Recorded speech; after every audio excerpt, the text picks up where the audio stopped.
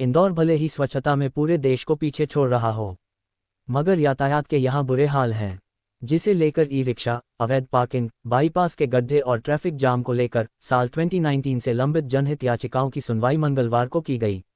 न्याय मित्र पुष्यमित्र भार्गव ने बताया कि याचिकाकर्ता, जिला प्रशासन और पुलिस प्रशासन की दलीलों को न्यायालय ने ध्यानपूर्वक सुना और अपने सुझाव और अनुभव भी साझा किया।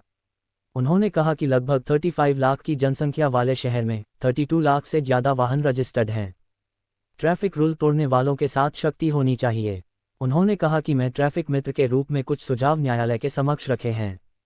उन्होंने कहा कि ई रिक्शा के लिए भी केंद्र सरकार और राज्य सरकार के नियमों के साथ एक नई पॉलिसी बनाने की जरूरत है। कोर्ट ने शहर वासियों से भी यात्रा सुधारने के लिए सुझाव आमंत्रित किए हैं। यातायात मित्र ने कहा कि यातायात सुधारने के लिए आयुर्वेदिक कड़े कदम भी उठाने पड़े तो उठाए जाएंगे।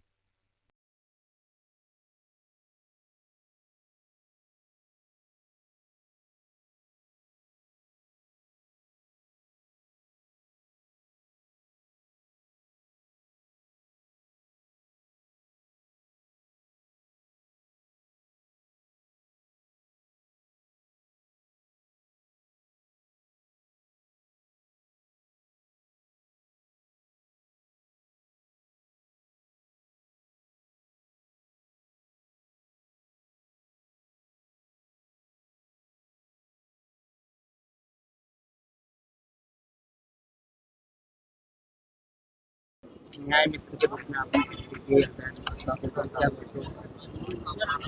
2019 से शहर के ट्रैफिक को लेकर लंबित जनहित याचिका में माननीय न्यायालय ने मुझे न्याय मित्र के रूप में कोर्ट को सहयोग करने के लिए आमंत्रित किया था। इंदौर शहर का जिला प्रशासन, पुलिस प्रशासन, याचिकाकर्ता और सबकी बात न्यायालय ने धैर्य से सुनी। अपने भी कई सारे सुझाव और अनुभव उन्होंने साझा किए और कुल मिलाकर 32-35 लाख की जनसंख्या वाले इस शहर में जब 32 लाख से ज़्यादा वाहन पंजीकृत हों और नियम तोड़ने वालों पर कार्रवाई को लेकर सख्त कदम उठाने की ज़रूरत हो, तो कई सारे सुझाव आए। मैंने न्याय मित्र के रूप में भी 2-3 सुझाव माननीय न्यायालय के सामने रखे हैं।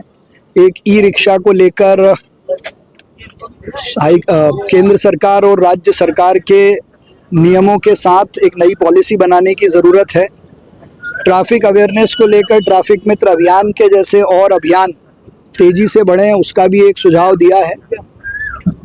2 व्हीलर का जो नियम तोड़ने पर चालान बनता है उसकी वसूली को लेकर माननीय न्यायालय ने बहुत अच्छा सुझाव दिया है कि इंश्योरेंस चूँकि हर साल होता है तो वो इंश्योरेंस कराते समय उस चालान की वसूली हो और सभी विभागों के बीच में, चाहे पुलिस विभाग हो, यातायात विभाग हो, जिला प्रशासन हो और नगर निगम हो, इनके बीच में कोऑर्डिनेशन की दृष्टि से एक कमेटी हो जो लगातार इन विषयों को बैठकर ठीक करती रहे।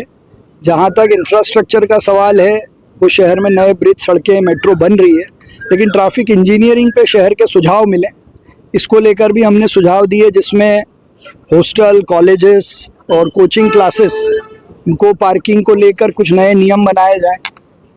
शहर में on street, of street parking को लेकर भी गहराई से माननीय न्यायालय ने बात सबकी सुनी है और न्यायालय ने एक बात बहुत स्पष्ट की थी कि कोर्ट ने सभी को शहर की यातायात व्यवस्था को ठीक करने के लिए सुझाव देने के लिए बुलाया है और सबके सुझाव लेकर मुझे विश्वास है कि शहर हित में कुछ अच्छे दिशा निर्देश हमको मिलेंगे।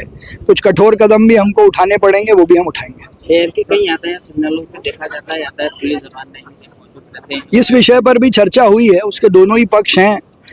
चालान बनाना भी ज़रूरी है और अगर ई चालान बन रहे हैं तो उन चौराहों पर पुलिस वाले ट्रैफिक को रेगुलेट करें। इसको लेकर भी मुझे लगता है कि कुछ दिशा निर्देश जारी होंगे। किन अधिकारी को तलब किया? आज इस प्रकरण में इंदौर के कलेक्टर, पुलिस कमिश्नर, नगर निगम के कमिश्नर थे। उन्होंने अपना जवाब भी प्रस्तुत किया और जो 15 प्रश्न कोर्ट ने पूछे थे उनका भी सब हमने विस्तार से जवाब भी दिया है और वो एक जवाब की कॉपी आपको भी उपलब्ध करा देंगे। जैसे ई रिक्शाओं की संख्या बढ़ती जा रही है, वही मैंने कहा ना, ई रिक्शा को लेकर पॉलिसी बनाने के मुझे लगता है कुछ दिशा निर्देश जारी होंगे।